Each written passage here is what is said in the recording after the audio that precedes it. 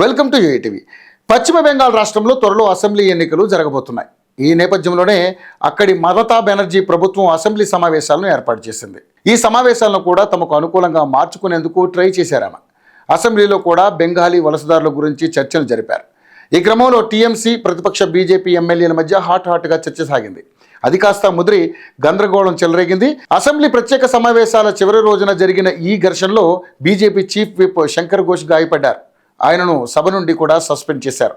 అంతకుముందు ప్రతిపక్ష నేత సువేందు అధికారిని కూడా సస్పెండ్ చేశారు. అయితే గందరగోళం సృష్టించినందుకు మిగిలిన రోజులు అన్నీ కూడా సస్పెండ్కి గురైనటువంటి ఘోష్ సభ నుండి బయటకు వెళ్ళడానికి నిరాకరించడంతో మార్షల్స్ జోక్యం చేసుకోవాల్సి వచ్చింది. ఈ నేపథ్యంలో ఇరు వర్గాలు ఒకరిపై ఒకరు నినాదాలు చేయడం ప్రారంభించారు. సభా కార్యకలాపాలకు మరింత అంతరాయం కలిగింది. ఘోష్తో పాటు బీజేపీకి చెందిన అగ్నిమిత్ర పాల్ను కూడా పశ్చిమ బెంగాల్ అసెంబ్లీ నుండి కూడా సస్పెండ్ చేశారు.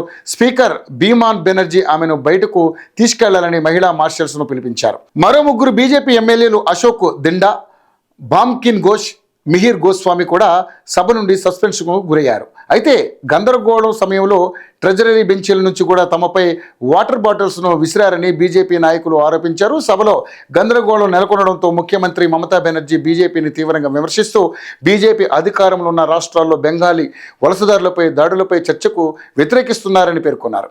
బెనర్జీ తాను హిందీని వ్యతిరేకించడం లేదని, కానీ బీజేపీ బెంగాలీ వ్యతిరేకమని ఆరోపించారు. బీజేపీ నియంతృత్వ వలసవాద మనస్తత్వాన్ని కలిగి ఉందని, పశ్చిమ బెంగాల్ను తన కాలనీగా మార్చుకోవాలని చూస్తుందని టీఎంసీ అధినేత్రి ఆరోపించారు. ఇక బీజేపీ అవినీతి పరుల పార్టీ, ఓటు దొంగల పార్టీ, వారు అతిపెద్ద దోపిడీ పార్టీ. మన ఎంపీలను వేధించడానికి వారు సిఐఎస్ఎఫ్ను ఎలా ఉపయోగించారో పార్లమెంట్లో చూశాం.